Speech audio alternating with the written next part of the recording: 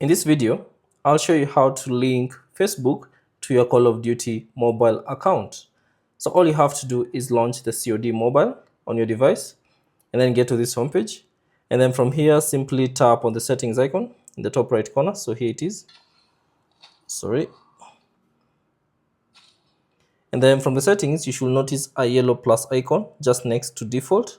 Simply tap on that icon and then you should see link to social account.